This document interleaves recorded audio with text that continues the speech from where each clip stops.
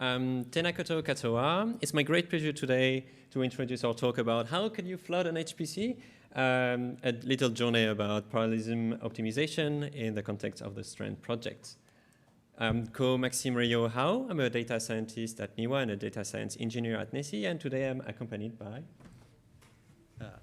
Murray Kedza. I am a scientific programmer at Research Teaching IT Support at the University of Otago, and unfortunately our third and most important member is Dr. Quinn Nguyen. Wasn't able to make it, and she's a postdoc, was at Otago but has now moved on to a position at GNS. So we're going to talk about the STRAND project. The STRAND was a Marsden project funded from 2021 to 2024. And the goal of this project was to look at climate change risks to property values across time, across space, and what the implications are of climate change with financial stability, specifically in New Zealand. Why is this important? Well, we've got sea level rise going on, we've got rising groundwater accommodating that. When those things come together with the more increased frequency of precipitation and storm surges, then we have higher frequencies of flooding. Where this is really important with the financial market is that we've got 65% of the population of New Zealand living within 5 kilometres of the coast. 85% of individual wealth is in real estate, and then over 60% of the biggest 4 banks' loan portfolios are in housing. So with our climate going on, that's a really big potential problem for the financial sector. The STRAND team itself is an interdisciplinary team led by Professor Ivan Diaz-Rainey and Professor Tony Moore. We've got economists, finance people, climate and atmospheric scientists, surveyors, geologists, and we've got input from industry and institutional partners. Today, though, we're going to talk about looking at one particular aspect within this project, and that was looking at the sources of uncertainty from different climate models and how this is going to feed into property value and risk. So the framework that we're dealing with is essentially over time. Climate change is going to bring about sea level rise. We're going to have increased frequency of these weather events, and at some point in time, places are going to get flooded, and the mortgage market and insurers are going to say, no, we're not going to insure, we're not going to lend against these houses, and at some point that is essentially going to devalue these properties, and the question is going to be, is that going to occur, this asset stranding, is that going to occur before these assets would have been sort of depreciated as part of the normal flow? And so we're looking at, in this particular case, uncertainties that are built into a lot of these climate models. So there's different climate scenarios that we're talking about. There's different sea level projections, so there's uncertainties in each of these different models. Elevation, spatial resolution, different inundation models can be used, and across time. So there's uncertainties baked into all of these different models, and importantly, within New Zealand, there's no one model that encompasses all of these things. So we had a bit of a look at this, specifically in the context of South Dunedin. When this project got started, Quinn was the researcher. She had a lot of code in a Jupyter notebook. She developed sort of the process for this risk profile.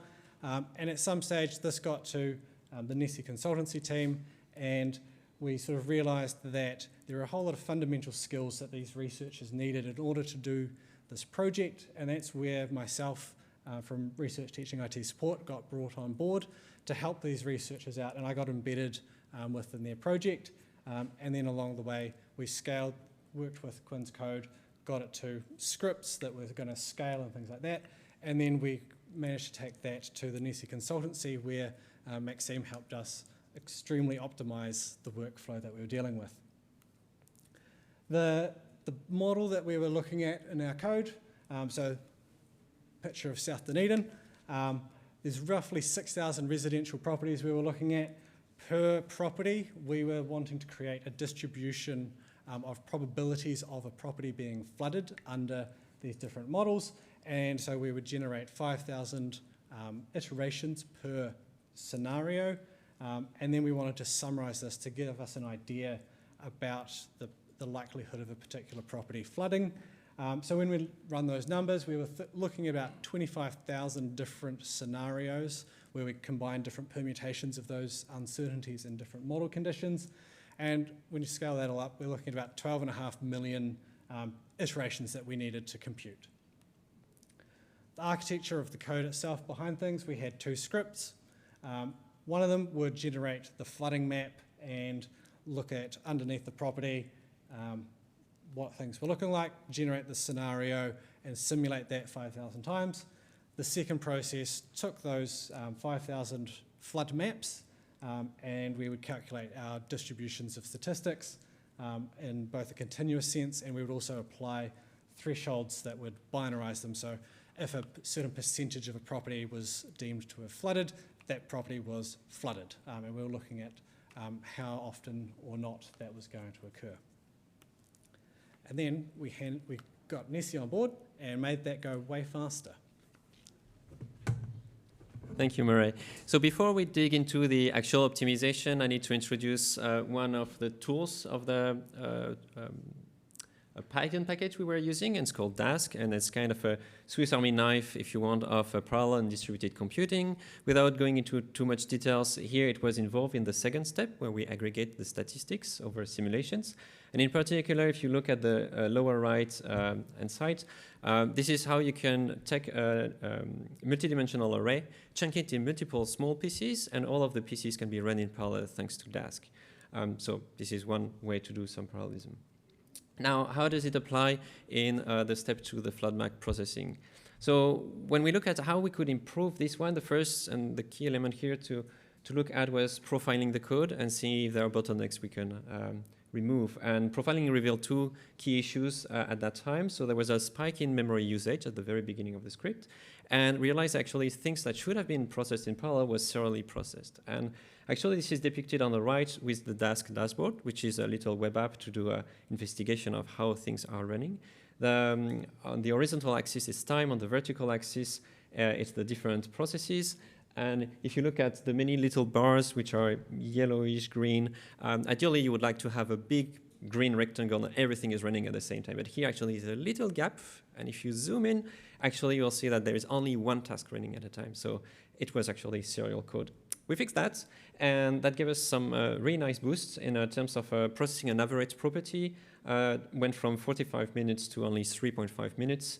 And in terms of memory, we fixed that also and went from 7 GB of usage for memory to less than a gigabyte. We went to further small optimization of that piece of code, and then we could tackle the large properties, which before was difficult to envision, and we managed to get them to be processed under 1.5 minutes and only 9 GB. But then we thought, like, actually, do we need Dask? I love Dask. It's something I want to use in every consultancy. But we realized that maybe that was too complicated for what we wanted to do, and it will unlock other optimization to remove it out of the picture. And so we tried, and just using standard sort of NumPy Python processing. Actually, we lost a little bit of time. So, for example, for this large property case, we went from 1.5 minutes to 2 minutes. However, instead of using 2 cores or more, we were using only 1 core. And remember, we want to process many properties in parallel, which means that here, on the bigger picture, we're saving time by doing this and removing some complexity. So how do we process all these properties and scenarios together? Well, this is where we use a workflow management system here called SnakeMake, which will be tasked to actually sequence the different processes, so generating the maps, saving the data, and then calling the second step of aggregating the maps, and doing that in parallel or for as many properties and scenarios as possible in parallel. The good thing with a workflow management system is if you interrupt in the middle, you can always restart and it will just catch up where it stopped. And also it knows how to speak to an HPC, so it will submit slump jobs for you. And combined with Conda, we got something very portable, so we'll see later that we will be able to migrate this between multiple HPCs. There are some small limitations to be aware of. Usually a slurp scheduler on HPC is not happy with jobs that are lasting a few seconds, and this happens for the smallest properties. So that's where we use the SnakeMake grouping mechanism to actually make it submit one job, but do more than one task within the job. Yet here, so we were able to achieve one scenario with many properties at a time, but when we were trying to do all the scenarios, it was still too many tasks for SnakeMake to handle. So at that point, we started to do a bit of a larger scale test to see, okay, how would that go? Can we complete the project in time? And so computing one scenario with 6,000 properties took about 2 hours and about 500 cores. And knowing that at that time on the NeSI Mawika platform, we were thinking like, okay, we could have at most 2,500 cores. Wow, that would take 100 days and in an optimistic approach. So we need to go back to the drawing board and optimize this a little bit further. And this is where I say, welcome back, task. Actually, we'll use you, but on a different approach. And this approach was, okay, we'll parallelize with task over all the properties for a given scenario. So first thing we needed to do was to merge these two steps. So generating the simulations and aggregating the statistics. And this is a little win here because we don't save data and reload it after. So less IOs, that's good. But the bigger win was that for many properties, which are very small, most of the time was spent into loading what's called a shapefile. And the shapefile is a big file that says, okay, this is the footprint of the property. And that was taking most of the time of the processing. So with the task enable script, we would load the shapefile only once, and then we would run all the properties for a given scenario in parallel. Plus a few more optimization, and we went to only taking 14 minutes with less than half of the cores of the previous scenario I was talking about, so 200 cores, which was very exciting.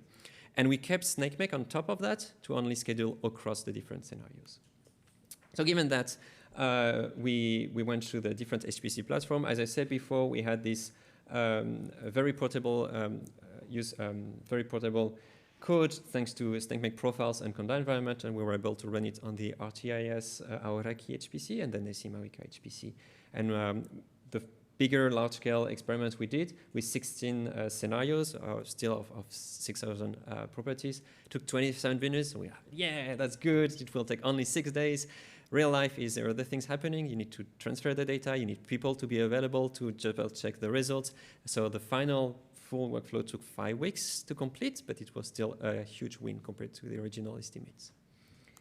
In terms of conclusion, I'd like to transmit some of the lessons we learned during this project. The first one is collaboration is very important. It's fun, and it was very nice in this consultancy from my side that we had the researcher on board with the RTIS, RSCs, and with the NeSI consultant, and each of us had a different set of skill sets we could bring to the table, and the collaboration was very good to achieve the goal.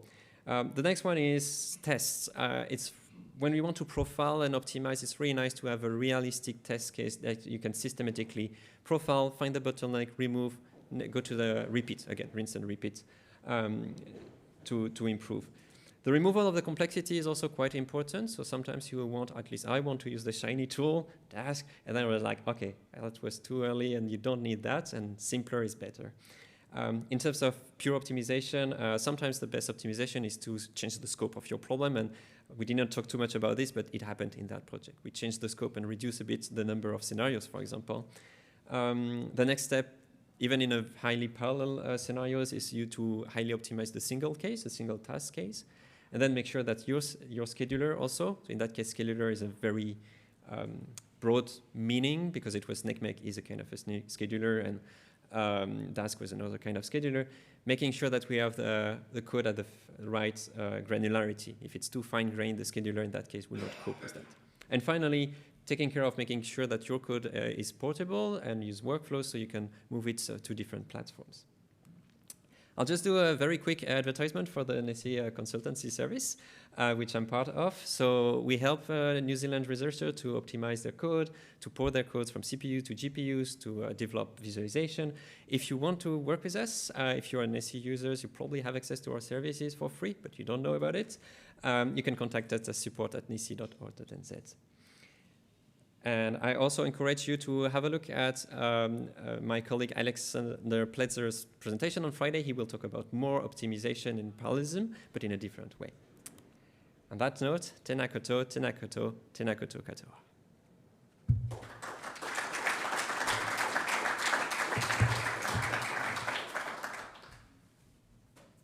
The break has started, but if you have any questions, feel free.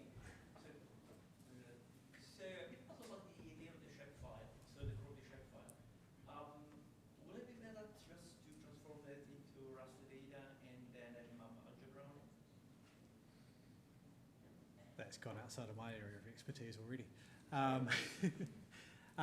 So there were many different approaches that we took to this problem. This particular iteration was probably about the 5th rewrite of the code. And none of us on the team were GIS specialists to start with. So a lot of it was learned on the fly. So there could be a better way of approaching this problem.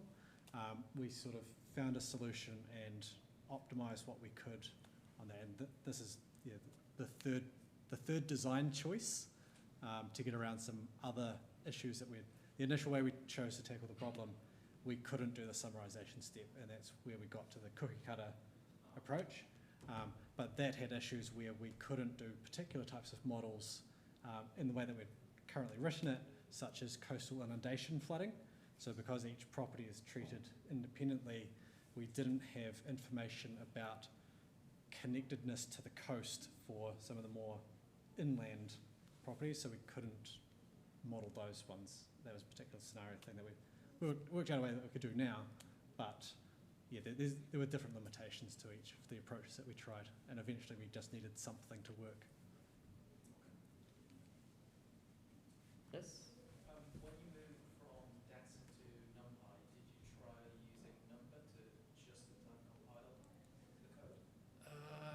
I think I tried. I'm not exactly sure, but I think I tried a little bit. But this one, most of yes, when we were profiling, part of what was taking most of the time was some particular statistics like skewness, computation, and kurtosis, I think. Yes. And this is something which we didn't think that, okay, aggregating, it was not time spent into Python code that we could accelerate. So, yeah. Yes. And in the final iteration, we were right thinking that the parallelization was over the models rather than over the properties, or was it parallelized over both? So there was parallelization across scenarios and properties, and we needed both. But basically, the idea was like, do we put everything into SnakeMake that we tried, and SnakeMake said, like, oh, that's too many tasks. And that's why we went back to, okay, we parallelize across properties within one Dask script, Python script, and then all the Python scripts that run with SnakeMake. Did you consider to use Nextflow instead of like a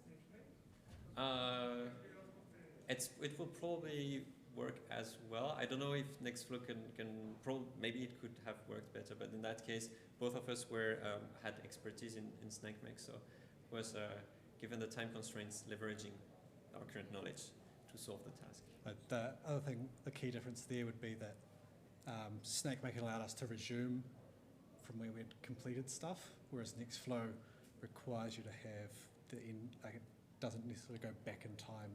I don't know about this one. Hey, we're going to wrap it up there because it is afternoon tea break now.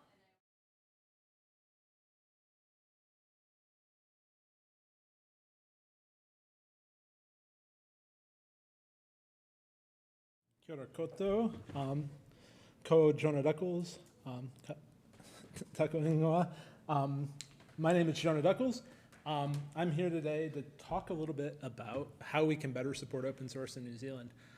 I'm an outsider, sort of insider. I moved to New Zealand about 7 or 8 years ago. I look at the New Zealand system from kind of a global perspective.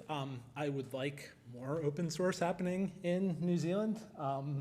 And this session is to figure out ways that we can kind of support that happening. I'm gonna talk a little bit for 10 minutes about some background. We're gonna do about 25 minutes of group activities. Don't hold me to these times, but I'll try and keep to them. And then we're gonna try and have a little bit of an open buff discussion of what we can do to support open source leaders better. Organizational Mycology is an organization I run with 2 colleagues of mine, which you'll see their pictures in a little bit. What we do is we try and help organizations through the tools of qualitative research. So my 2 collaborators are social science researchers who left the academy and want to bring more impact to organizations around the world. So we do a lot of interviews, a lot of qualitative data collection, a lot of different techniques through facilitation and things like that. So what's going on? Very recently, we were funded by the Chan Zuckerberg Institute to go look at globally what the gaps are in terms of open source project leadership. So this happens when a particular researcher goes out, big aspirations, and then the reality of running a large project or a small project, and the realities of running open source projects, having people care about the work that you've done and start pestering you and harassing you. How do you deal with that? How do you work through that? The way we're approaching this is we're gonna have a three-phase kind of activity. We're gonna go out and we're gonna interview a whole bunch of open source leaders from communities all over the world. We want to talk to leaders who've been wildly successful, mediocrely successful, abject failures, anyone who's really stepped over that threshold, created a project, and said, invited the world in to kind of contribute. We want to do a curriculum development phase, and this is where we're working with our partners at the Center for CSCCE, which is the Center for Scientific Collaboration, they're really great at building kind of scientific communities of practice, and so we're going to try and build a community of practice that helps open source leaders. This all started when our colleague Dan Scholler, who spent the last 10 years or so interviewing people in open source communities, and we started talking about the context of open source projects and where they kind of fall over. Dan kind of developed this model, which is basically, people come up with a scientific problem, they write some sort of piece of open source software for it, and then they put it out there in the world. And they make a decision. Am I going to go big? And I'm going to build a big community around this. I want other people to care. I want other people to contribute. I want to, I want to invite huge contribution from large communities. Or they make the decision, maybe we're going to keep this thing small. And they hope, if they keep it kind of small, they'll get to avoid all this scaling phase stuff. And they go, I don't have to think about governance. I don't have to think about the community growth. I don't have to think about these kind of things. I can ignore the emails flowing in, perhaps. Often what happens is really popular projects, people pester the leader and say, hey, I want more happening here. And so we're really kind of saying, what would it look like as a project leader, if you're an aspiring open source project leader, to have the support structure, to have those kinds of lessons learned and scaffolding around that. So that's an outline of the project. We have a long blog post, which the link is up here, about all this, what we dreamed about. The blog post is roughly what we sent off to CZI and then got funded. It's not exactly what we sent off to CZI, but it's the kind of ideas of what would it be like if we could build some support structure around this kind of open source leadership. Our research phase number one is to do a bunch of exploratory interviews. We know what we know about open source leadership, but we don't know what we don't know. And we're trying to basically learn more in those areas. We're still doing the research design. My colleagues Dan and Beth are actually this week sitting together and building the research plan for the first phase. We want to do a bunch of interviews. We want to talk to a lot of people. So if you have stories or you know people whose stories I should hear, please do reach out. This is kind of a big scientific open source landscape vision that I developed in some consulting work we've been doing for a particular scientific community. And I built this diagram and then I went, oh geez, you can pretty much put any single open source, kind of scientific open source kind of activity in there. It's got software, science, leadership, and education. And so on the software side, there's a lot of packages, there's a lot of tools, there's a lot of capabilities. On the science side, there's a lot of aspirations scientifically. Astronomers have big ideas, all different scientific communities. Ecologists are really trying to think and push their science, push their scientific communities together, forward, push their science policy. There's a lot of leadership education needs where there's needs to kind of train people in all of the messy work of open science, of open collaborations, those kinds of things. So there's a lot of institutions there, and then there's a lot of education activities. I spent a fair amount of time working myself professionally for the Carpentries, and so I sort of saw different sides of this ecosystem from the education side. In the consulting world, I'm seeing this from a whole bunch of different helping projects kind of build capacity and capability. The logos here, there's hundreds of them missing at the moment from this diagram, but it's what has popped out of my head. So if you have ideas about this diagram and how to improve it, it's kind of an open resource I'd love to improve, and I'd love ideas for how to improve it. Let's talk a little bit. I'm not an expert of open source in New Zealand. Anyone here who is? Anyone? Anyone? No. Open source in New Zealand, the project I hear about the most is the R project. Murray, Mick, would you say that's probably the biggest one? Yes? Okay. So it has a really interesting history. Yeah, Richard? What about all of Dominic Carr's stuff? What's his stuff? I'm sorry. I don't know. Sorry, never mind. You're good. The early node stuff was a lot of Early node stuff. Okay. was written Cool. by Dominic Carr, but that's not necessarily science, but it was Okay. used a lot later Okay. in Substack work. Cool, cool. Yeah. There's the New Zealand Open Source Awards that have been running for a number of years. There's the New Zealand Open Source Society, which is a really interesting organization to kind of dig into the history of. They have a lot of infrastructure if you're aspiring to have a New Zealand context open source impact. There's an opportunity to kind of breathe some life into that organization. There's some cool projects that a lot of people know about. Koha is used in a lot of libraries. Silverstripe is a content management system that's used by a lot of people. Matamo, which was born of the I hate Google Analytics kind of stuff, sort of started in New Zealand. Lumio is kind of an interesting collaborative platform. I haven't really used it much, but when I first moved to New Zealand, I remember people sending me Lumio links all the time. And Portainer is one, if you're in the Docker kind of world, you might have heard of, that started here. So I was looking around asking myself, like, what is different in the New Zealand context that kind of changes things? And there's a lot of business open source that has kind of scientific roots in the American context. So a lot of the stuff in the Hadoop world and a lot of data science stuff comes out of universities and then kind of moves on. New Zealand is way down here. What is it? Fourth from the bottom. This is the percentage of small and medium enterprises collaborating with higher education institutions. This is fine. Open access publications in New Zealand. This is fine. We can do better, guys. New Zealand government open access and licensing. Great, there's a great policy. This is fantastic reading until I get, personally, from my context, to this kind of commercial interest. This is the get out of jail free clause for anyone at a CRI to basically say, I don't have to do open source. So this is my hot takes on this. I don't mean this to be disparaging to anyone at all, but there are some structures in how New Zealand is working that work against open source. I don't know what they are. We're going to run a facilitated session, or we're going to say, what could open source be like in Aotearoa? There's so many ways that in kind of the New Zealand context, we could bring a lot more open source to the world. I'd like to explore why we don't. So to get started, what we're going to do is we're going to do a quick little activity. This is a birds of a feather session. Close your laptops. Sit down. Don't sit down. Stand up. Come over here. Get some sticky notes. Get a pen. We're going to do an activity at first, which is by yourself.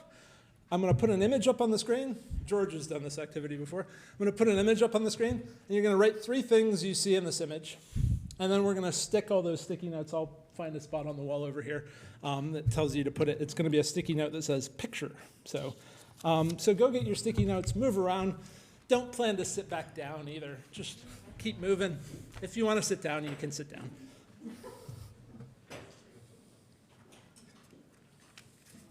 There's pens there too if you want.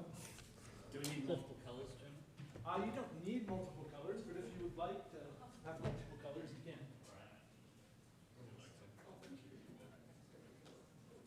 Yeah, that's why I'm giving it away. All right.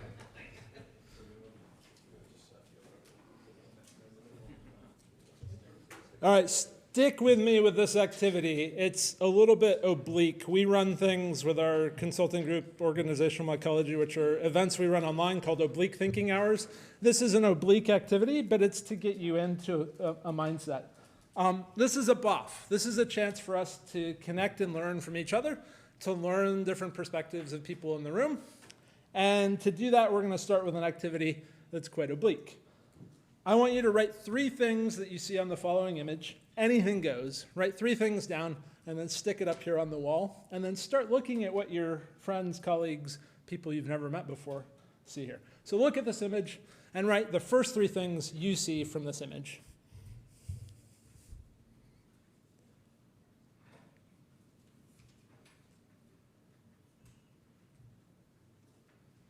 And you can use one sticky note, you can use 3 sticky notes, doesn't matter.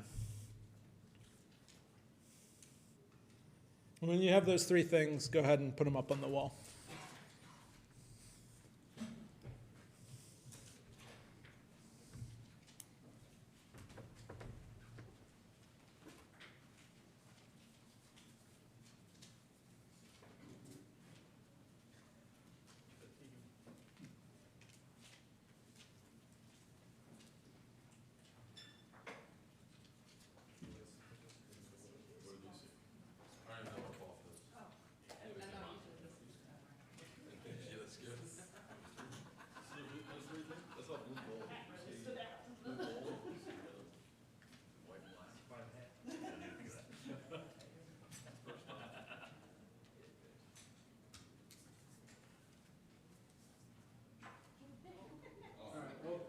Try to read a few of these off.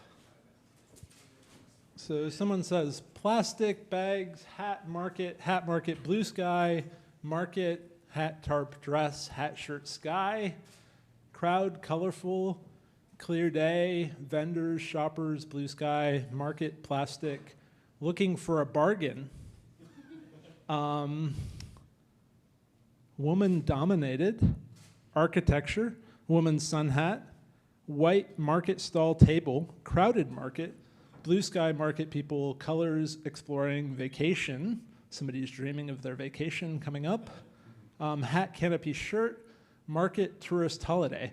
I think market wins, perhaps, but this activity, for me, what it really does is it helps me see the different ways every one of us sees something that you look at and you're like, that's something that,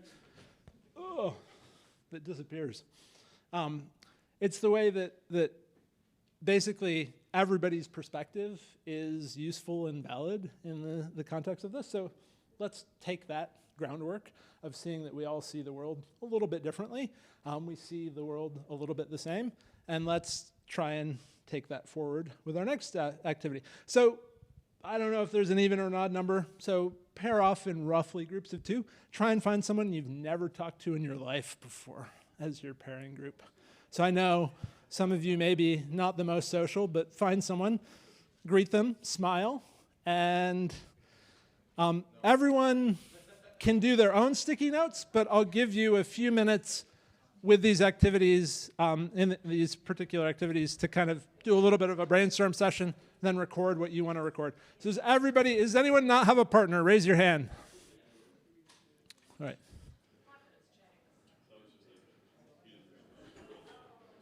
All right, cool. Anyone not have a partner? All right. So let's name one open source resource, project, or activity which you admire. And each of you can put one of these together. So on a sticky note, write a project or activity that you admire that's open source.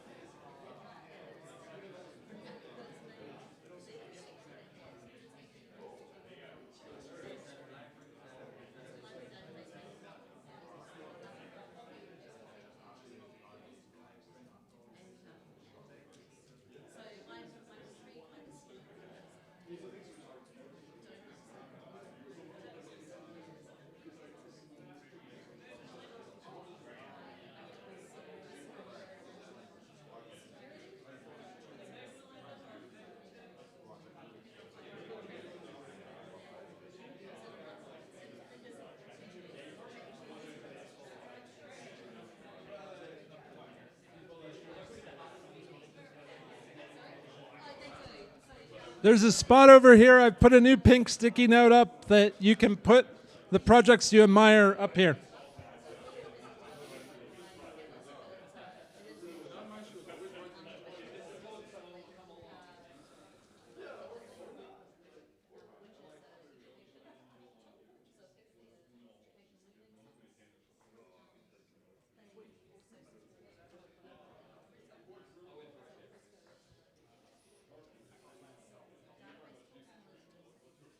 Sorry, that's.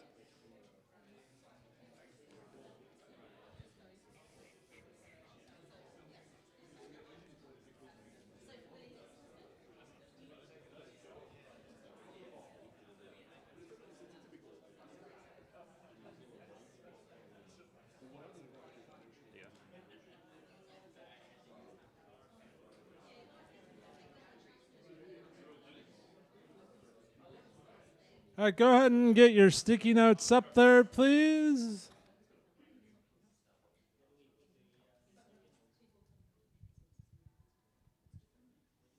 All right, we have Simbad. Is this an Astro database, it says? Okay. Kubernetes, PyBind 11, Prefect, I don't know that one, Rocket Pi, Firefox, Carpentries, Linux, R twice, Apache ecosystem, Portainer, Apache web server, Koha, and don't know what you don't want to do. Okay, cool. Cool. All right. Now, I have a new thing I'm going to do that just popped into my head earlier. I want you to line yourself up from that side of the room to this side of the room in the level of openness that you're allowed to be in the work that you do. How open can you be? That's the open side. This is the less open side. Sorry. What? Any interpretation is valid. Yeah.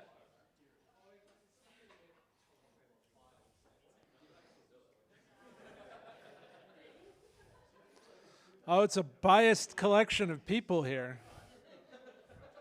All right. Now the next question is move to how open you aspire to be. What? Move to how open you aspire to be. Yeah. Okay, cool. This is awesome. That's all right. Like some people actually aspire to be open but can't be that open in their work, right? And that's what we're trying to look at here. All right, so the next one is go back into your pair group and say, what's one obstacle to releasing your work more openly?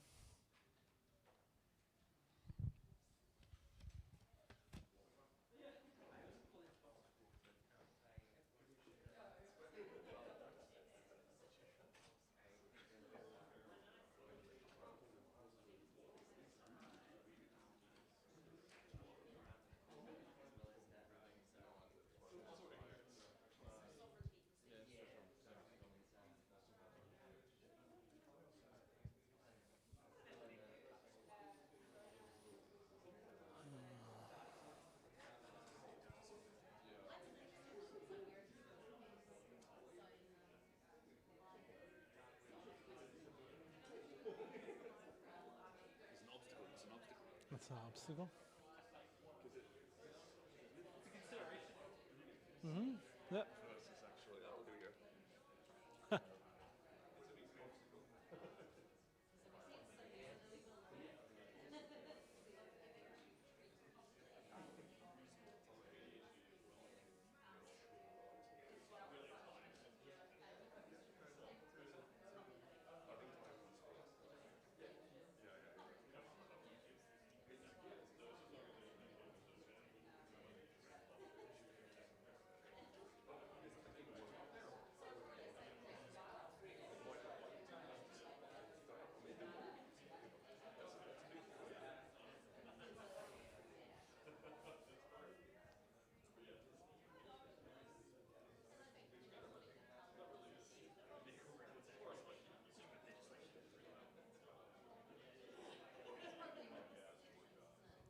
All right, go ahead and get your obstacles captured and up on the board.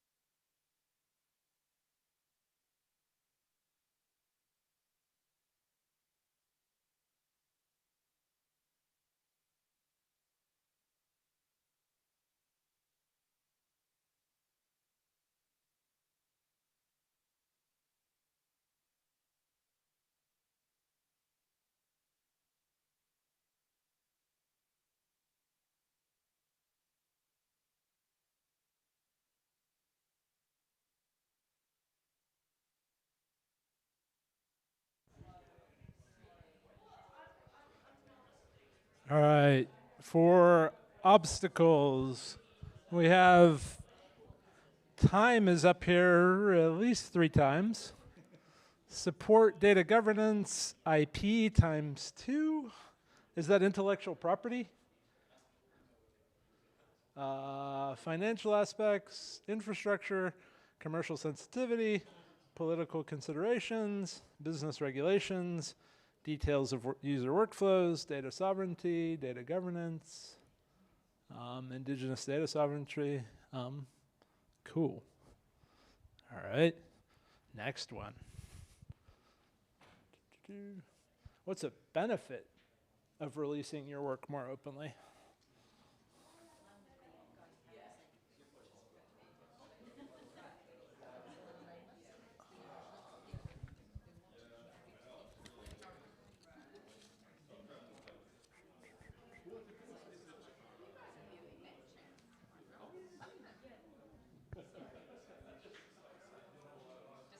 Later rivals. Yeah, this one's commercial sensitivity and culture and time. Just doing it.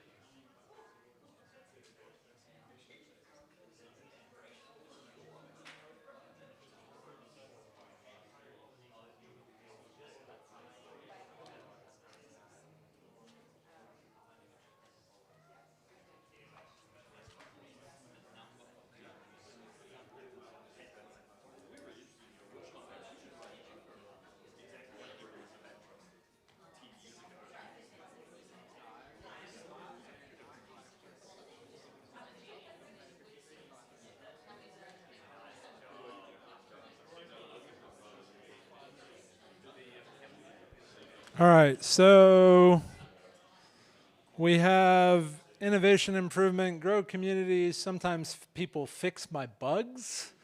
Other people might fix my bugs. 2 people on more eyeballs, fewer questions, higher quality. Other people will use it to give me what I want. Robustness, potential for contributions and feedback, share effort and results, quick dopamine hit. Honesty is the best policy. Alrighty. Let's see what I have next. So what is one support you'd like to be able to have to do more open source work? And this is any kind of support.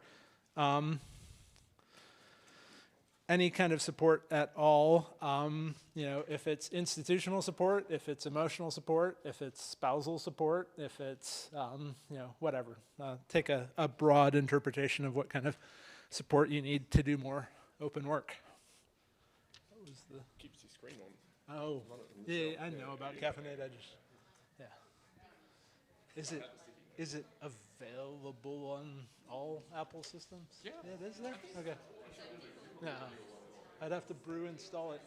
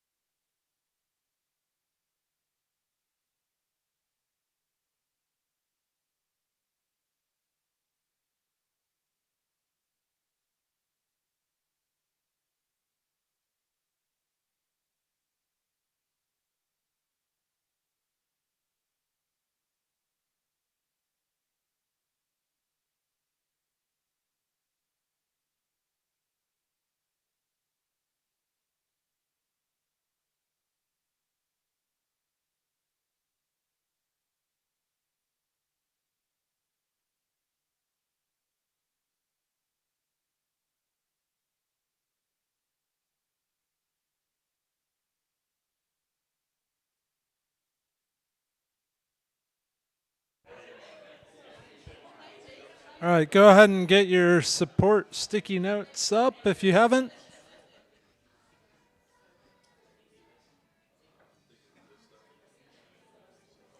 This is the perfect BOF. The din of everybody talking is exactly what you want to hear.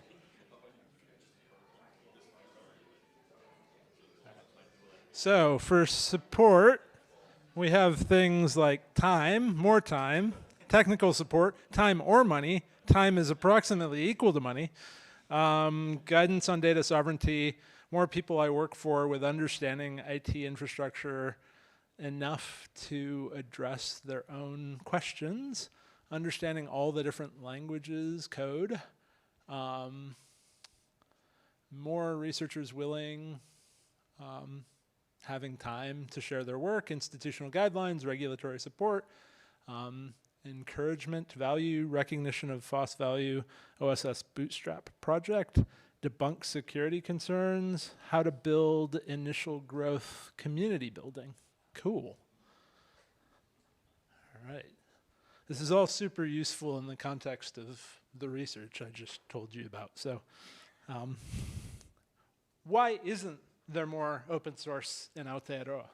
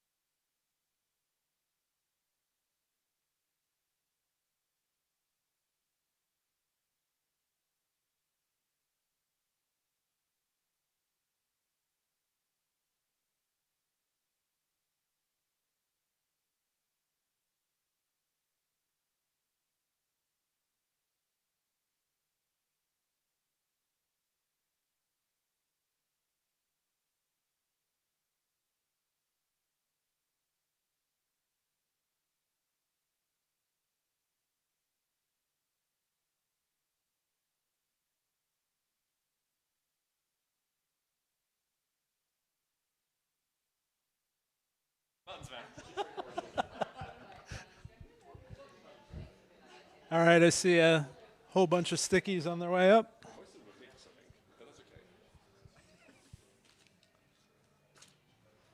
Okay, so we have time is money, fewer commercial backers, boosting projects, individual capitalist ideology, question mark, CRIs, lack of government regulation, belief that IP is monetizable, yeah. Lack of incentive from employers. CRIs are expected to compete. This IP can take precedence. Competitive funding, international commercial capture, reticence to self-promote, IT-like support agreements, Microsoft-based, isolation, not American enough. That wasn't me.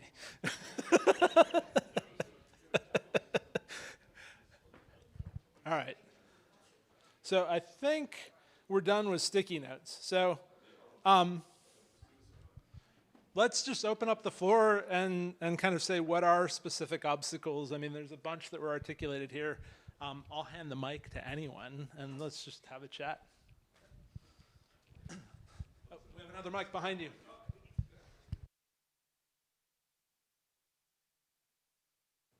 Hello? Cool. I think one of the biggest obstacles is just fear, right? Like people being quite afraid of releasing what they've written. You know, you get people writing awesome things doing their PhD, but do they feel comfortable putting it up on GitHub? Like maybe they're not that familiar with that process, and also it's scary. How do we change that? Software carpentries, I don't know, teaching people, things like that. Yeah, trying to encourage people to do it.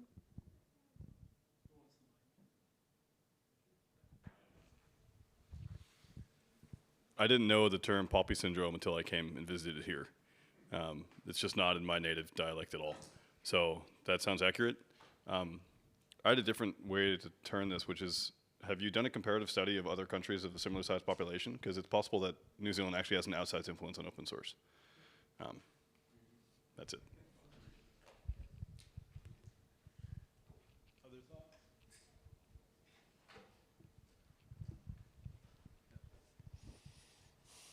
Well, to me, the biggest difference is sort of a sense of competition versus collaboration, and I think it's a sense that has to be instilled probably early on with children. You know, when they grow up, can we promote them to or encourage them to work together on projects as opposed to compete against each other in exams and things like that. So if I have to think about open source projects, for instance, in Asia, they seem to be fewer than in the Western world, and this could possibly be a reason. They more competitive and less collaboration, perhaps not. So what are the biggest collaborative projects Kiwis get involved with internationally that kind of would be examples against or for kind of what you're saying? What are the kind of big collaborations that you can think of? R? Yeah. Yeah, yeah. Yeah. I think you said the R language? Yeah? Yeah, yeah. So, yeah. Other big collaborations? Yeah? NASA projects? Cool. You want to speak more about NASA projects? No, I only know one. You only know one? Well, tell me about that collaboration. This is very biased now because I've got a talk on it on Friday. Come see us talk. But yeah, we've now hosting a climate monitoring instrument on a commercial New Zealand aircraft. And that's a collaboration between the New Zealand Space Agency and NASA. And because of that, the data is open source, full stop. How does that feel culturally different than other research activities you've been involved in? So I'm a former astronomer, so it's on par. Okay. And it's mostly looking around. I realize it isn't the status quo. Mm-hmm. So it feels pretty normal and pretty good to just give access to the data for Earth or space. So it's a little weird when it's not, and when it's not for something that's military or something that probably shouldn't be shared. I'll give you the mic in a second. I'll confess I had a slide in there, which is an American coming to New Zealand and living here. When I open up the Met Service app and it shows me an ad when I'm trying to find what the weather is to like protect my family, I'm kind of like, what hot mess of garbage am I living in? That's my gut reaction, and I put a slide in it and then I deleted it. I thought that was too much, but I'm sharing that with you now. Richard? Just Lumio and Inspiral have a really outsized influence, and that's open source stuff. Cool. Other kinds of obstacles or things that, did this change slides? No, I can't remember what slide I had up there. Other thoughts on kind of collaborations you've been involved in. How many of you have studied in a different country outside of New Zealand? Are there any differences in your experience in those other places around open source or not? Or is it all the same? I mean, the thing that comes to my mind is also sort of self-confidence. Yep. The mic's coming your way, yeah? Oh, yeah. Oh, sorry. Yeah. So the Americans, maybe when they grow up, and Wes and other Americans may agree or not, but they... I think it requires perhaps a little bit of self-confidence, and that addresses what Andre said. You know, is my code good enough to become open source or not? Yeah. Other obstacles in different dimensions people can think of? I mean, I don't mind holding mics either. Two thoughts, but I've forgotten one of them. But the other one was looking at the experience of the change of the LINS data service, because that sort of during, so I arrived in 2011 in New Zealand, and early on there was this rumor that some people had some CD-ROMs that actually contained the data that was from LINS that meant you could actually get geographical information about the country in which you were now living. And then it, like, very soon afterwards, after I'd arrived, that model changed totally, and we went to a that LINS switched to that open model because they're like, wait a minute, why are we spending all of this expense on trying to manage subscription models for data that, like, we should just be encouraging people to use, because if they're developing something here, it's going to be useful for the country because it's about the country. So that was an observation of a shift. It's not the same open source that you're talking about, but it was an interesting thing to see government organizations grapple with this and then go, actually, we don't need to have this commercial model with respect to that data use. We can flip over to a different model, and it hasn't flipped back, so presumably it must be working to some degree. Yeah, no, that's an interesting one. I used to work for a company that took all American freely available data from USGS, NASA, NOAA, and we built models of corn, soy, and wheat production around the world using remote sensing and weather data and all kinds of different things. And that company could only exist because the data was kind of freely flowing around. And then I came and I worked for a local consultancy in Dunedin, and I had to write an MPI report. And with that MPI report, I had to pay NeSI $5,000 to get the data that the government had already paid them to do to get it to be in that MPI report. So there's certain foot guns in the system that are interesting. There are those problems in every country. Like, the US isn't a complete open data panacea, but there are really interesting things in the really high value things like weather data that create whole ecosystems around sharing of weather data that are quite interesting and worth figuring out that there's more value created than they could possibly, they create whole economies of risk companies that go around the world and sell weather modeling and risk and insurance companies, you know, based on that freely available weather data that's churning at CDC climate data centers and NOAA facilities. So it's an interesting thing. Scale-wise, New Zealand has some interesting things to say. What are we putting money toward and whatnot? So it's obviously a different problem. But I'm talking too much. Other thoughts and ideas? Yeah, Murray. There seems to be, at least within thinking about like Python and R and things like that, there seems to be a lot of non-profit organizations in the States in particular that are funding stuff, but there's not a lot in New Zealand that funds open source development and maintaining projects. How many in here have heard of Open Collective? Okay. How many in here know that New Zealand has an Open Collective site now? Cool. How many here have run money through Open Collective? All right. Open Collective is this piece of software that was created. I don't know all the provenance of who created it. You probably know more about the story. It was this piece of software with a social ambition to say, hey, let's create an open ledger for projects, and then let's invite organizations that are nonprofits to hook their wagon up to this open ledger, and allows projects basically to run money in a kind of open, all eyes on what the expenditures are going to. In New Zealand, there's the Gift Trust in New Zealand, which has an open collective. What would you call it? What's the word it would be? Yeah. Sorry, I used to work there. So Open Collective is a platform where you can see what other people are spending money on and where money is coming from, which is really good for groups because it means there's no hiding who's getting paid what or who's expensing what. On the platform, there are various hosts that are fiscal hosts, which say, I'm going to use this platform to host other projects, and all the money will sit in my bank account, but it'll show up on the platform.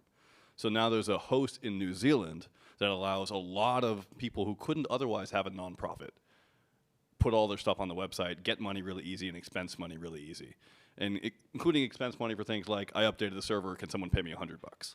Which is super, super cool. Open Source Collective is a 501c6, which is kind of like a nonprofit in the US that hosts the most open source projects of any fiscal host anywhere in the world. Something like 5,000 projects. Millions of dollars of every year going to open source projects.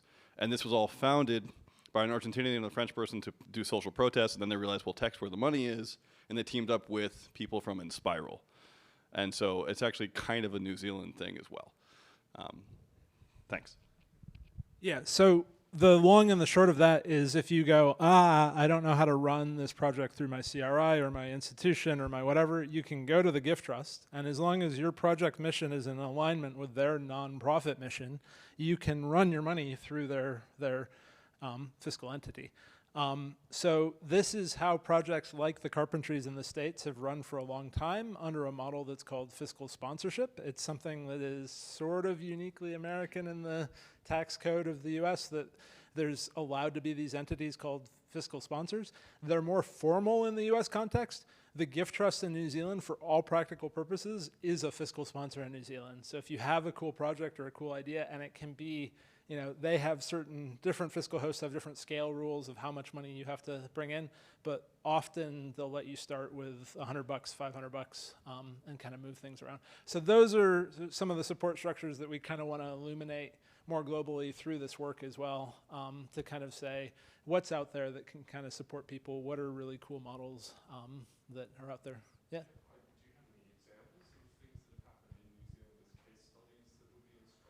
So I can tell you about a group that started out of the Service Innovation Lab here in Wellington, which, if you know Pia Andrews, who used to go by Pia Wa, she was back in New Zealand a year and a half, 2 years ago, and doing kind of a personal sabbatical, and she wanted to create kind of a collective of people who work for kind of open government, open activities. And that group went, and I was a participant in that group. We went and we got money from a crypto Cardano foundation for the Cardano currency, which was running the Catalyst Fund. We got like 160 US, brought it through the Gift Trust, and paid people to do actual project work to demonstrate rules as code in New Zealand. And so there's, if you go to benefitme.nz, it's a demonstration of a rules as code open FISCA platform running in the background with a kind of wizard that helps you go through whether or not you're eligible for the Social Security Act, certain benefits in the Social Security Act. So that's one tangible example.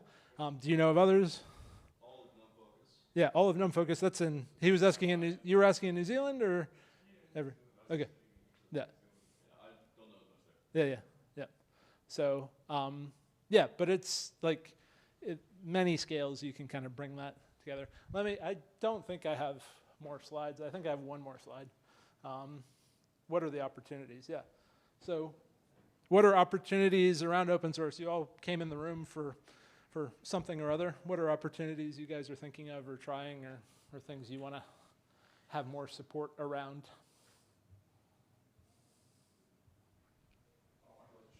I'm interested in where it fits in the university ecosystem. University ecosystem. Yeah. Yeah. There are other thoughts around opportunities? Anyone have a project that they're like, I should put this out in the world, but they haven't yet? Yeah. You want to talk about it or no? Okay, cool. Another session plugging. Sweet. What time? 12 o'clock. 12 o'clock Friday. Yeah, cool. Yeah. One other point on the fear thing, which I think is a really, really valid point in releasing code. From my perspective, I think I've ended up solving that largely by just lowering my own standards. I mean, but in a sense, like you can actually break through that point where you sort of realize that to be more serious, it's actually been really useful for me. I ended up getting into becoming interested in cybersecurity work by making mistakes in an open source thing that I released that had security holes when I realized that the response that ended up happening was educational for me rather than just being, a trashing of the fact that I'd made a mistake in terms of the way the thing worked. So I think if you put the right disclaimers to mean that no one can claim that your stuff actually should work, actually there are some ways where that can be quite transformational, and you can get these real benefits. Like I said, I was stunned by the usefulness of response and the supportiveness of response I got. You heard it here first. Lower your expectations. No. No, I agree, right? I think that's the thing you can kind of encourage people to do is like look at some of the other projects that are out there, right? There's some like awesome projects that are like good projects, but they're not like software engineering good, right? Yeah. If you can just point to them and be like, your code is at least as tidy as this. Yeah. Like, and this is a project that's like being used by hundreds and hundreds of people, and it's like an awesome bioinformatics package or whatever, Like, it doesn't have to be perfect to be worth releasing. Yeah. Cool. For people who have spent a lot of time outside of New Zealand, do you find that Kiwis are collaborative outside of science? Do Kiwis barbecue together lots more, or are we more likely to stop and help you if you're broken down? Or is this... You're asking for deep cultural interpretation here.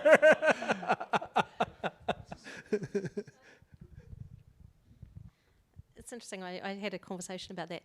I do think that New Zealanders can be collaborative, but I think there's an element of being collaborative with who you know. And so I think that one of the things that culturally we struggle with is the putting ourselves outside our comfort zone of getting to know new people and therefore widening our networks, in which case then we'd be prepared to collaborate. So I think there's something there. Can I just build on that a little bit? So I'm a director for Catalyst IT, and I've worked also in the public sector for 20, well, far too long. But one of the challenges that I find is that there's a lot of rhetoric about being open to open source, being open to open information. We've signed a whole lot of agreements with New Zealand around the world to it, but we actually just don't live by it.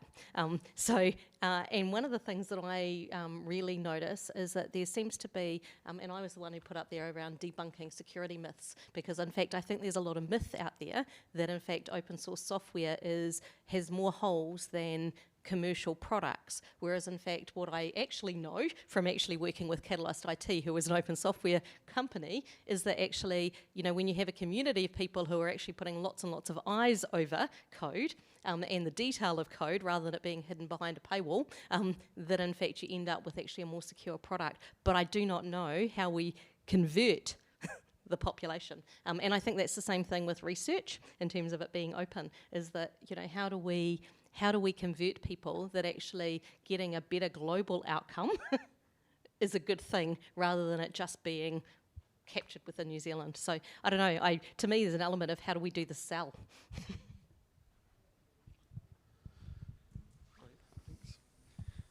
Yeah, I think that's a good point. And for me, working in a CRI, I feel like the science kind of ecosystem is not very helpful towards that. It's sort of, people get quite protective and, sort of just secretive. And I guess I'm not sure where that is coming from. Maybe it's just the way that it's funded or what, but it'd be nice to solve that somehow. Yeah. So here you had something to add? Yeah? No? Murray then? Yeah. Oh. In terms of sort of selling the idea of open source, I remember having a discussion with a manager maybe about 25 or 30 years ago, maybe 20 or 25 years ago. It was back in the US, and I think I was telling the vice president of the research institute that we're taking a lot of open source code for granted. I mean, we were using compilers back then. I mean, right now we have many, many more tools than we had available back then. And so it was a question of giving back, and he was receptive. I tried that again 10 years later, but the president of the CEO of the company wasn't quite as receptive that time, but it might be an argument in favor. One of the things I noticed when our institution went through what software is going to be supported in the research space, IT loves the liability game and shoveling the liability onto people that they can pay money for commercial support so that they don't have to deal with it. And so I think along with the R versus SAS versus, or like open source versus closed source, there's marketing behind there, but then there's also I can pay somebody to make that problem go away and it's now their problem. And that's the way that IT likes to go. Sorry for talking so much. I just want to say that that's exactly the model for companies like Tidelift, which have gone out and said, we'll pay us and we'll pay open source maintainers. So that sounds like an opportunity to me. If that's what New Zealand is like, great, found a company.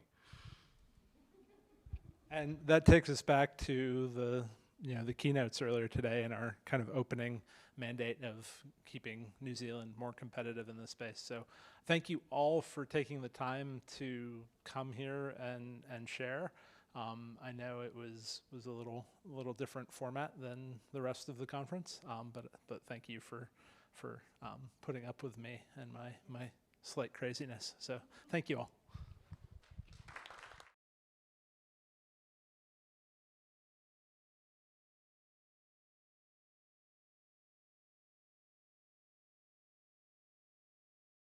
Hi.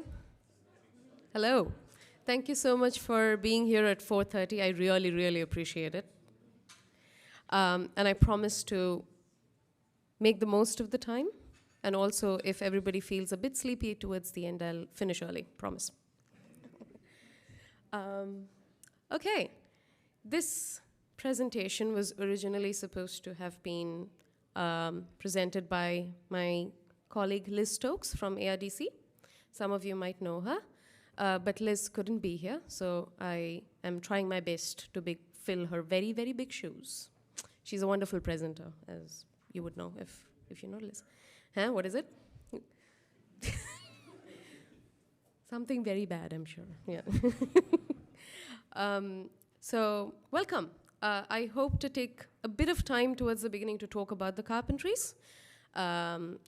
And also take you through the main focus of today's presentation, BOF, which is to discuss more about the community efforts around what we are up to on the AUNZ community collaboration.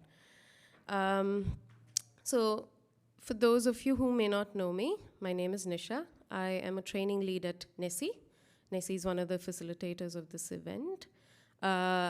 And the other hat I wear is that of the regional coordinator for the Carpentries in New Zealand. And I just got elected as a board of directors for the Carpentries. So I have no idea what that means. I'll let you know next month. But I've been told that's the case. So Liz and I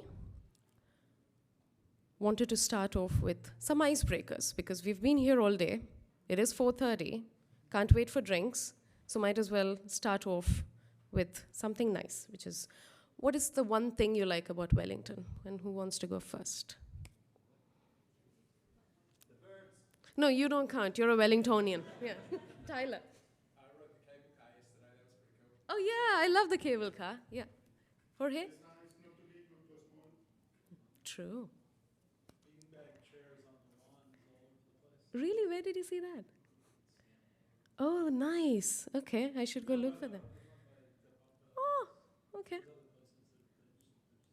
That's yeah, that's actually cool. Yeah. Anything that anybody else might want to share? Yeah. True. Yeah. Yeah. I won't. And dolphins. Yeah. Maxime has told us there are dolphins sometimes. Yeah. True. Yes. Yes. Yes.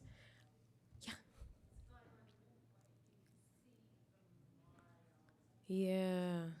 Yeah. Yeah. Absolutely. And yeah, that's probably one of the things I absolutely love about this city, that it's so blue on a good day. It's absolutely stunning. Yeah. It's so blue. Yeah. One thing you'd like to change about Wellington? I didn't like to, I didn't want to say dislike. So change, Maxime? The pipes. Yeah. Yeah. The wind. Yeah, that wind really scared me the first time. Yeah. Anything else? Yeah. The traffic.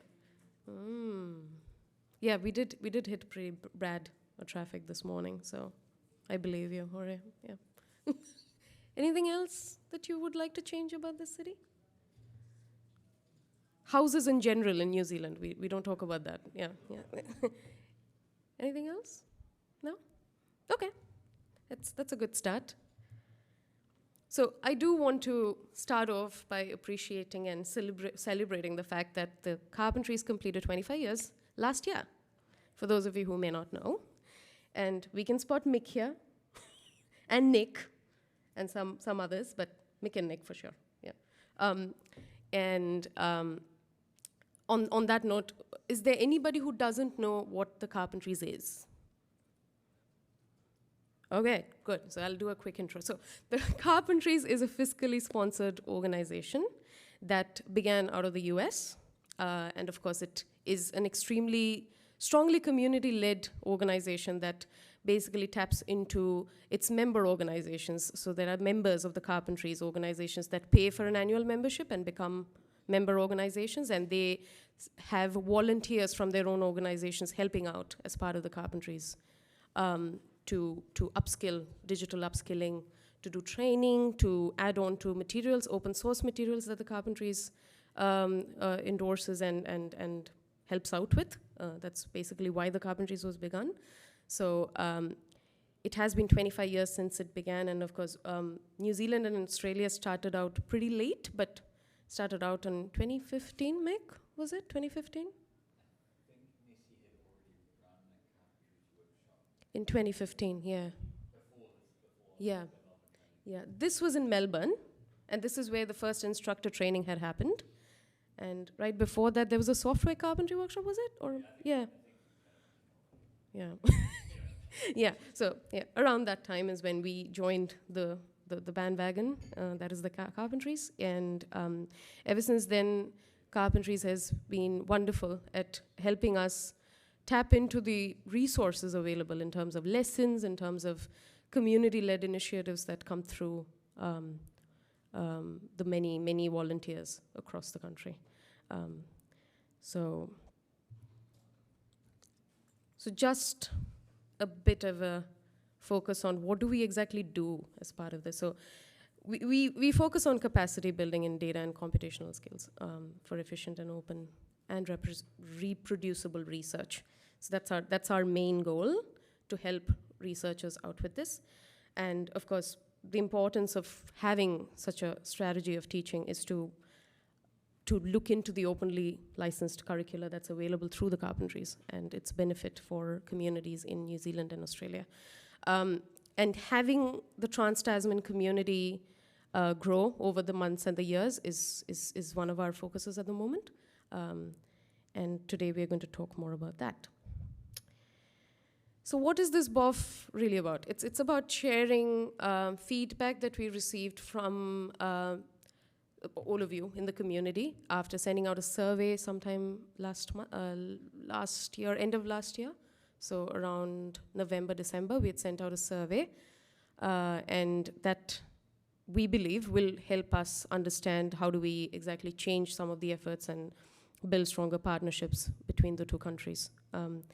And also we want to get recommendations from all of you here, because there are gaps in the kind of responses we've gotten. We do want to invite participants, as always, to actively engage in all our ongoing efforts to nourish this community. And we want to encourage more participation and, of course, build on your insights as we go. So just a bit of a background. So Liz and I, we started out with this effort around organizing quarterly AUNZ community calls last year. So this was a trial to see if there is an interest in the community to meet people from Australia, or did people just want to talk amongst themselves in New Zealand? So we found that yes, people did want to talk to people, researchers up in Australia, and that sort of enabled them to talk more about their research, share insights, and figure out what they are doing up in Australia, because after COVID, we all know that it's difficult to travel back and forth. There isn't enough funding, there isn't enough time, and there just isn't enough, sometimes organizational backing to get through with these efforts. So these calls exist as means to find more people in your community, to build stronger ties with them. So we did organize these quarterly calls, and the emphasis was, of course, on having an open dialogue with community members across the research sector. We wanted to talk about skill sharing, so we had sessions on people on a new lesson that was created on Python, and we wanted people to the ones who created that lesson to come on and have a chat with researchers who would be available during the community call to have a chat about that, which is an example of what we did. And of course, we had people talking about incubator lessons, lesson and maintainer programs that Carpentries have piloted last year, and of course talk about the challenges that exist within communities. And of course I keep talking about building stronger communities across the Tasman. So what was the survey and what were the results? So we asked, what do you like about attending these calls? This was the first question. And most of it was, oh, great initiative. This is an opportunity to connect with those who work across the Tasman, getting to meet people, others in the community, networking with local practitioners, ability to connect with other trainers, connecting with like-minded souls. They are regionally specific. I have not been able to join these calls. That was also something that came through, which is useful because we know that there is interest in joining these calls, but people couldn't join, which is, so that was good. What needs are met by participation in these calls? Networking, which was the biggest plus, and of course belonging to a community, the sense of belonging. Access to other trainers was a close third, and of course problem solving and solving research problems. So some of the suggestions that we got, which was very key to why we did this survey. More community awareness and promotion. Promotion was something that we understood as something we should be working on a bit more. More varied topics. So that was something we struggled with. We didn't exactly know what kind of topics people wanted to cover. We did send out a community message on Slack before we started the calls, but there wasn't much of a participation. A lot of people, nobody responded to that post, and we assumed, oh, okay, we'll just talk to people we know in the community, shoulder tap, and go with that, start with that, and see where we land. So there is more work to do around that as well. Structured time for participation and interaction. We often struggle to strike a good balance of time between Australia and New Zealand. So New Zealand usually got the shorter end of the stick with a 2 p.m. or a 3 p.m. slot, which would mean that people just don't have the time to engage in a conversation. They might have to pick up their kids, or it's just too late in the day for them. So that's also something we want to work out as we go. More participation was from speakers beyond AU and Z. This was interesting because on that Python lesson development presentation that we had as one of the community calls, the speakers were from the US, and that a lot of people actually enjoyed that that community call, which was interesting because we often struggle to get a lot of participation from the US because of the time difference.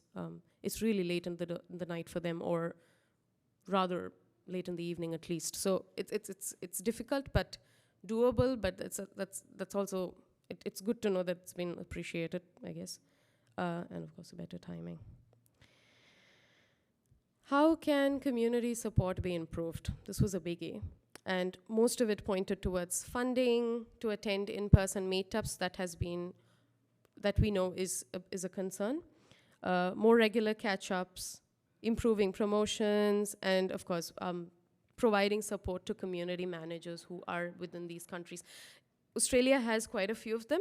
I do have to say Liz is one of them, and she majorly is known to be that one conduit between all organizations. She talks to everybody and does that. I am one of those people in New Zealand. Murray is one of them as well.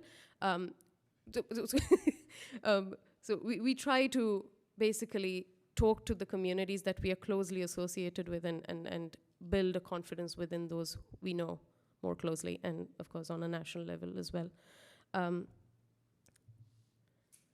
How do you prefer to connect with the rest of the community? So we did see that I don't teach or do Slack that is a concern. So, okay. Participating in Carpentry Connect was not addressed at all. So that's something to be concerned, which possibly got me thinking about the fact that funding is a big concern and the fact that in-person meetups are probably not a doable thing at the moment. Participating in community calls, mailing lists, Slack, all of these were pluses. All of these were, they did come up, and teaching workshops and attending workshops. So from here on, now that I've rambled on and talked about all of this, I do want this to be a discussion session instead of me being the only one talking. So let's start with reflections. Let's take a minute to talk amongst those you're sitting next to. What do you think about these survey results? What are your thoughts on the questions that were asked? And we can give ourselves about, 5 minutes to talk about this and come back and talk as a group. Does that sound okay? Doable? Yeah, I forgot my stickies, I'm sorry. So, yeah, 5 minutes.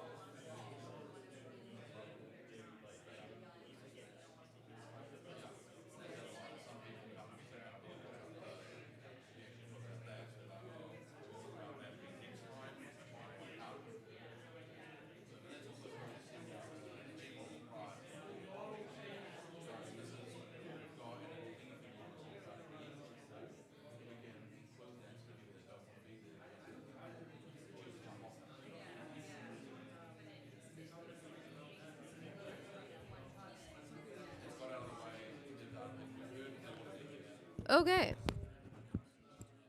Hello. Anybody wants to share what has come up on your tables? I did go around, but anybody wants to share some of the concerns and things you might have chatted about? Maxime.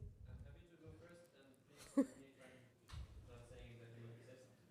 Thank you. Yeah. One element was about the in-person versus not in-person gathering, and we were just wondering to which extent there will be enough people to have local in-persons, you know, like one in Auckland, one in Wellington, one in Christchurch, one in Dunedin, and that actually that could, because there is something different about being in person and having casual meetups to do networking.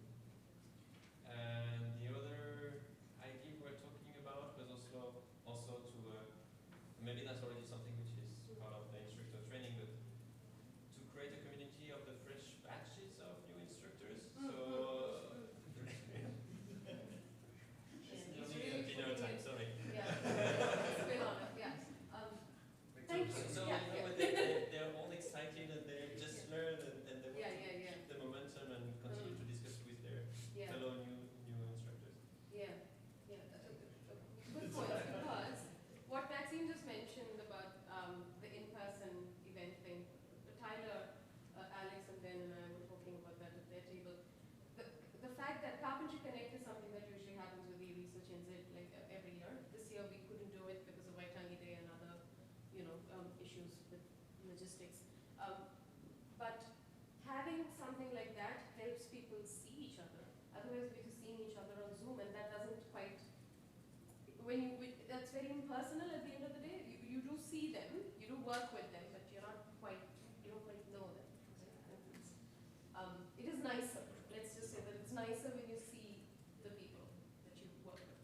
So we did talk about doing like hubs, and something that worked well was when we did do Carpentry Connect last time in person in Hamilton.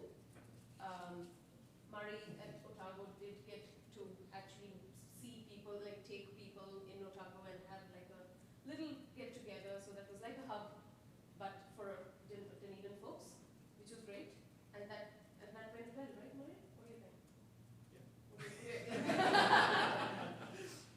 And Murray's exact words were, we should push for something like that. We should do that more often. And that's wonderful. And the fact that it works at one organization, institution, means that we should actually look into getting it done in a place like Auckland or Wellington, where people could come together. I did really want something in Hamilton, because Waikato is that one university where we could help out a bit more at. We could potentially talk to researchers there and figure out what their needs are. And Christchurch, of course, is the other one. And we do have an instructor trainer there in Christchurch, so that's a good spot as well. And Auckland comes with its challenges given the size and the fact that there are so many campuses. But NeSI, I know, is more than happy to accommodate for an in-person as an in-person hub. So that's actually a very good point, and I think that's a good thing for me to take back again and look at when we plan for Carpentry Connect session, because we are planning for it, and I hope to talk about that soon. And the second point that Maxime made about, with newly minted instructor trainers, how do we exactly push them to attend calls and stuff. Calls, we have told them, please do come to community calls. That's a good place for you to begin, meet people, etc. But we understand that folks may not have the time, which is completely understandable. The other thing we are trying to do more of is and there's a WAF on this on Friday, please do turn up. We are going to talk about software carpentry as a national collaborative effort that Murray, Tyler, and I are going to talk about in a WAF. And one of the things we're trying to do there is to make or give the newly minted instructor trainers an opportunity to teach, because some of them may not have taught before. So giving them the opportunity to teach a simple intro to command line. And that's going to be online, that's going to be free, but letting them do that as something somewhere at the end. And we should do more of it, because it was just last year that we started off on it.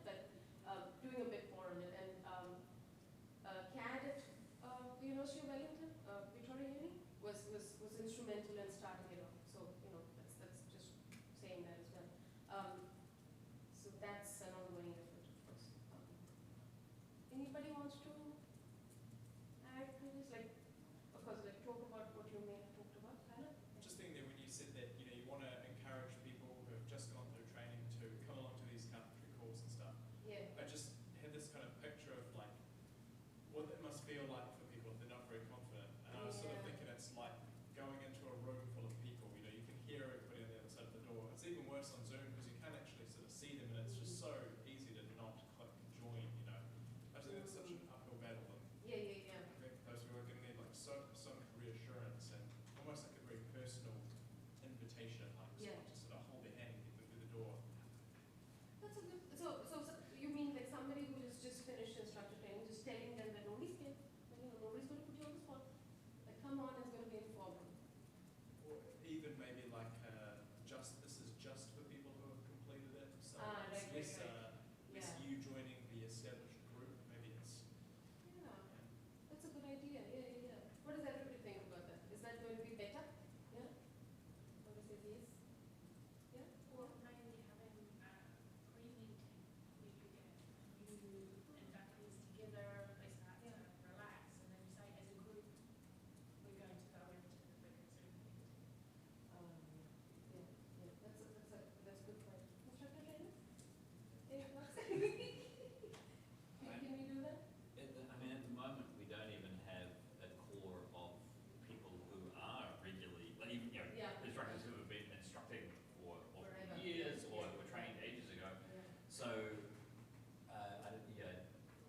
it's chicken and egg, right? That would be nice because you could say, okay, it'd be nice to have some sort of mentoring system in place where you could actually pair people up with the new instructors and the more experienced ones. But we don't have a core network of more experienced instructors who are, so it's almost like we need to do kind of a community stock take and think about what are we trying to do with carpentries. If we had, it's difficult because some institutions, well, all institutions are different sizes, but if we had institutional champions or whatever you want to call them, who are kind of responsible for carpentries at their institution, that's another local point of contact that people can hang out with and be comfortable with. So, And just expanding on Meg's point there. So at the moment, we've got 3 active instructor trainers in New Zealand. The 3 of them, or 2 of them are here, Maureen. And you're very generous with your definition of active. And the third person is Arundam Basu. He's a professor down at University of Canterbury. So the 3 of them basically take time out of their own busy, usual, like the BAU stuff that they do, teaching, doing their own jobs, and they take time out to actually do the instructor training sessions twice a year. So that can get taxing when it falls on 3 people, and therefore it's difficult to put more onus on that effort. So you're going to train. You're going to become a trainer. It'd be awesome. Well, NeSI has to pay for it. But we do need more trainers, and who knows, I might just be the one because nobody else wants to teach. But jokes apart, like if you have completed instructor training certification before and you want to be an instructor trainer, please reach out because New Zealand needs more instructor trainers. This is just me telling you that's necessary at the moment. And while you're talking about instructor training, I talked to Emily, I'm sorry, I missed your name. At the back, I couldn't hear you. What was it? Trisha, yes, Trisha and Emily at the back. And they did not know much about the instructor training or the workshops that are offered as part of the Carpentries, which is exciting, right? Which is exactly why we get to talk about what happens in the community. So instructor training certification happens, it's basically 4 half-day workshops that happen to help you get certified as an instructor trainer. It's all online, it's free, and there are organizations in New Zealand who are members of the Carpentries. So NeSI is one member, the University of Otago is the other, and Aotearoa also has membership. That up until now.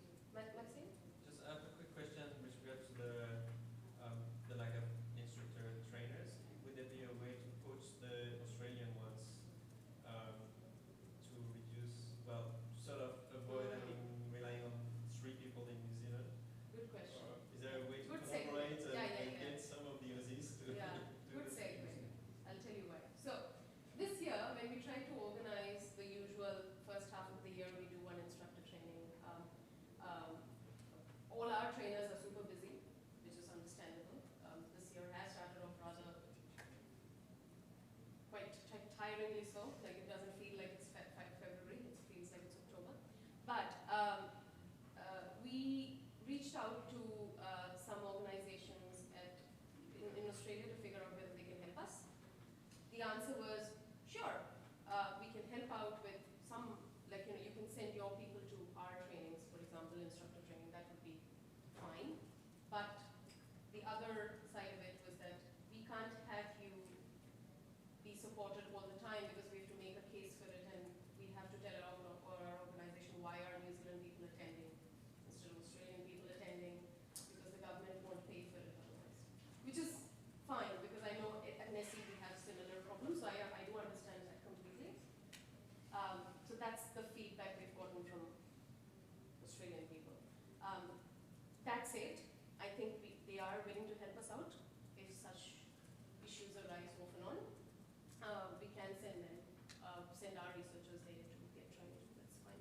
They're more than happy to do the teaching if necessary. And that falls within our community partnership periphery anyway. So it's good. Any thoughts on that? Yes. Yeah, probably not on that, but we have been talking about training in our own institutions, etc. I don't know if that will create or perpetuate a culture of silos. And just doing, perhaps we should be focusing more in regions rather than institutions. So in Wellington we have Victoria University very active, and I wouldn't mind going to Victoria University to help running a course from time to time. So if I have that information, and we can start creating the local communities, even going for beers once a month or twice a month. Yeah, that's the goal, and come to the BOF on Friday, because that's part of what we're trying to do. We're trying to get that, the macro level understanding of where do these trainings, how do we exactly scale them out instead of having silos of training happening in institutions, and which is great, and that should happen, but not just that. It should also be something that's available on the wider community, right? Come to Friday. Friday BOF. Yes. Sorry, base first, and then. Expanding on what Jorge said is one of the issues with holding these carpentries at a CRI or something like that is we're rather small group. We don't have a high turnover like a uni does. They get fresh batches of master students, fresh batches of PhDs, cohorts. And the whole bake thing is so Jorge said, we go to Vic or we go to Massey. Maybe even we could make a trip up to Palmy and do it there and help out.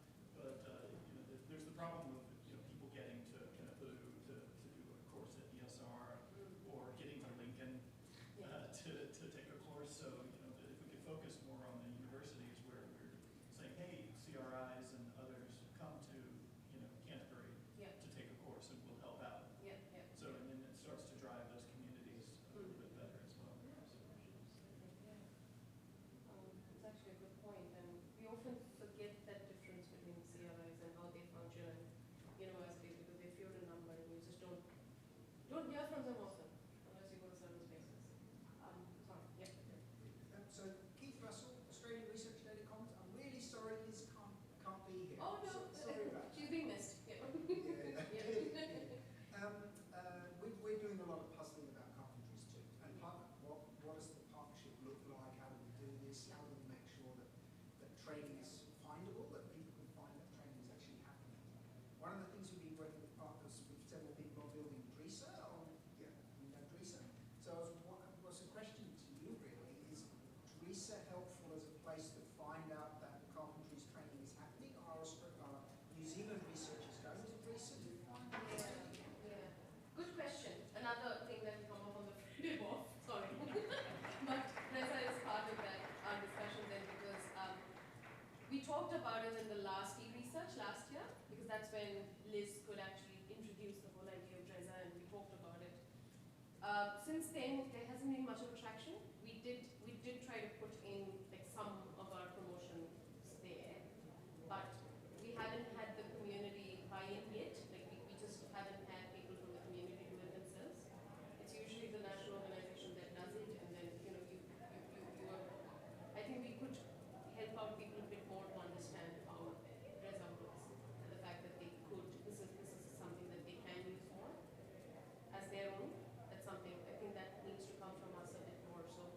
as an effort to do that. And hopefully on Friday we'll start working on that.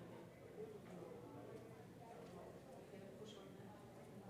Sorry. I was maybe answered by this, but this sort of like, certainly when I was at Vic, like often we want to teach carpentries and we want more instructors, but find it really difficult to find. Like obviously, like there's a whole yeah, I wish I could help out more. You know, you could post, there was like a Slack channel or a mail or something saying like instructors wanted, you just get cricket instructors, like, and then no one would respond because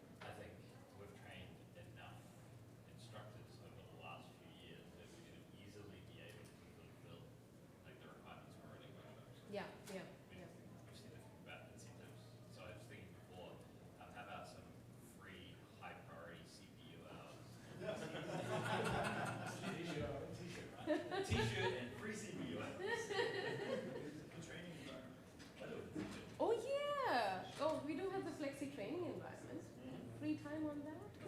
I don't know. Thomas?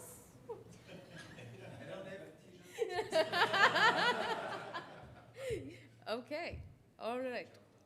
Since we have got only a few more minutes, I'll come back to this, but there was a quick Slido poll I thought we could all do. So any chance you could all take your phones up, scan the QR code. I promise it's quick and short.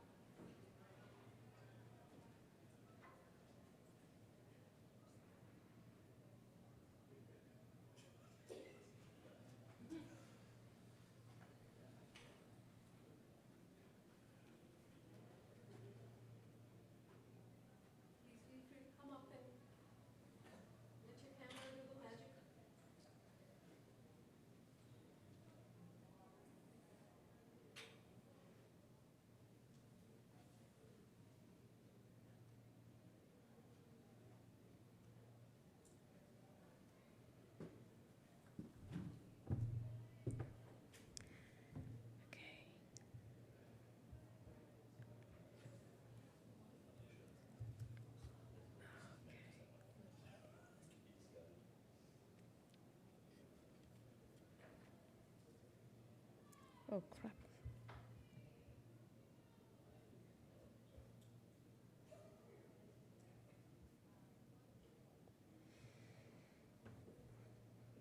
Very, very slow.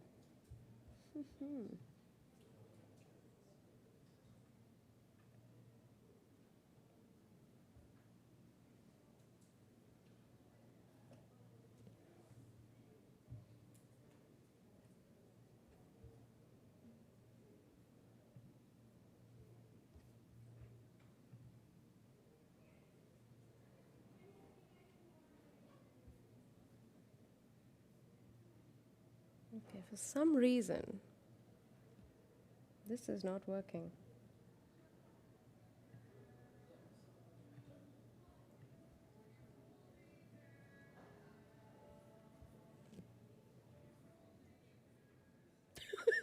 I think I'm being asked to wrap up.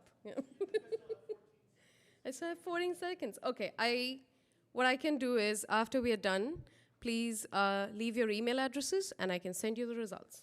That's the best I can do because people are still responding. Okay, so as you know, not to keep you from the drinks outside, just letting you know what did we actually end up doing with the survey and the results. So we are working to increase the meetings to monthly instead of quarterly. So we know that there might be crickets sometimes. There might be months when people just don't turn up. That's fine. But there's still a space for people to come and have a discussion, have a conversation if they want to. So that's the hope. So every second call would be a welcome session. Those are for instructor trainers who come through newly. They can attend a welcome session. Could you host one? Think about it. If that's something that you can do, please, please, please write host, or yes, when you write down your email addresses. That would be great. That way I would know that you're interested and I can reach out to you. If not, all good, but just in case you are. There are plans to publish a full calendar, which is in the works. So it'll be a whole year of community calls. When will that be, et cetera, et cetera. The next call is with Dr. Carrie Jordan, who is the, at the moment, she is the CEO of the Carpentries. And she would be talking to us on the 20th of February, 3 p.m. to 4 p.m., which I know is a terrible time, but try to be there if possible. There should be a recording of that as well.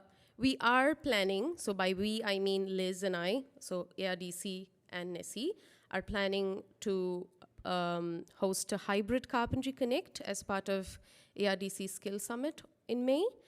Hopefully, that's a good opportunity for us to see whether the hubs, the local hubs, work out as probably catching up in New Zealand between all of us. And of course, ARDC will have their Skill Summit, so doing a hybrid meetup.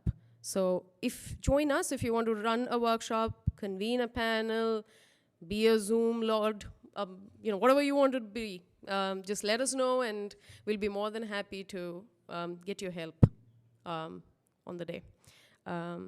With that, do I have anything else? Yeah, so just wrapping up. Thank you so much for staying on 4:30 to 5:30. I really appreciate it.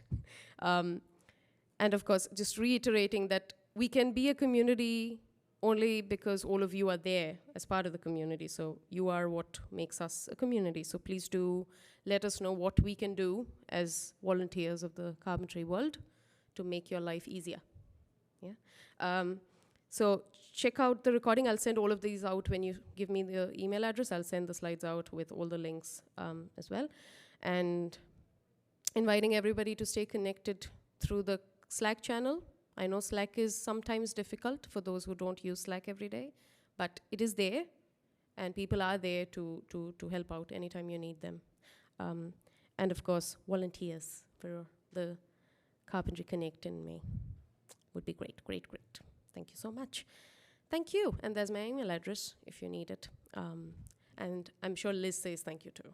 So thank you from Liz, yeah.